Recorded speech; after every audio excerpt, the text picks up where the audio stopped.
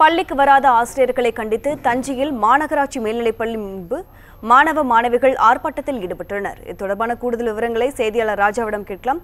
ராஜா, எவ்வளவு மாணவ மாணவிகள் தற்போது ஆர்ப்பாட்டத்தில் ஈடுபட்டு வருகிறார்கள்? விவரம் என்ன?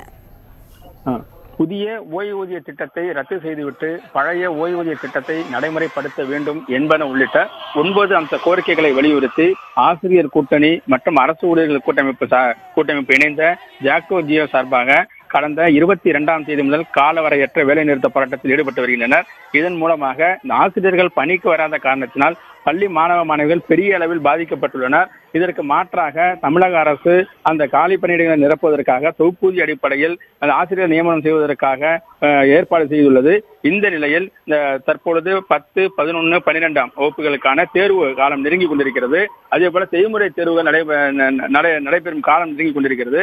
இந்த நிலையில் ஆசிரியர்கள் போராட்டத்தில் ஈடுபட்டுள்ள காரணத்தினால் தங்களுக்கான பயிற்சிகள் முறையாக செய்யவில்லை எனவும் தேர்வுக்கான பாடம் முறையாக படிக்க முடியவில்லை என குற்றம் சாட்டி தஞ்சை மாநகராட்சி மேல்நிலைப்பள்ளி மாணவ மாணவிகள் பள்ளி வளாகம் முன்பு ஆர்ப்பாட்டத்தில் ஈடுபட்டனர். அதாவது ஆசிரியர்கள் பணிக்கு தங்களுக்கான பாடத்திட்டங்களை நடத்த வேண்டும் என்கின்ற கோரிக்கையை முன்வைத்தான் இவர்கள் அந்த போராட்டத்தில் ஈடுபட்டனர்.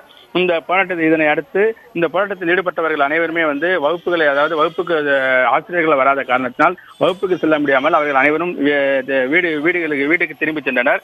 இந்த நிலையில் அந்த தஞ்சை மாவட்டத்தை பொறுத்த வரைக்கும் இந்த போராட்டத்தில் ஈடுபட்டவர்கள் என்பவர்களுக்காக மாவட்ட முதன்மை கல்வி அலுவலர் மூலமாக அவர்களுக்கு ஒரு நோட்டீஸ் அனுப்பப்பட்டுள்ளது. அது தஞ்சை மாவட்டத்தை பொறுத்த வரைக்கும் மொத்தம் 10,000 ஆசிரியர்கள் பணியில் இருக்கின்றனர். அதாவது தொடக்கப்பள்ளி முதல் உயர்நிலை மேல்நிலை பள்ளி வரை மொத்தம் 10,000 ஆசிரியர்கள் பணியில் உள்ளனர். இந்த போராட்டத்தில் அதிகபட்சமாக ஒரு 80% ஆசிரியர்கள் இந்த போராட்டத்தில் பள்ளிக்கு செல்லவில்லை.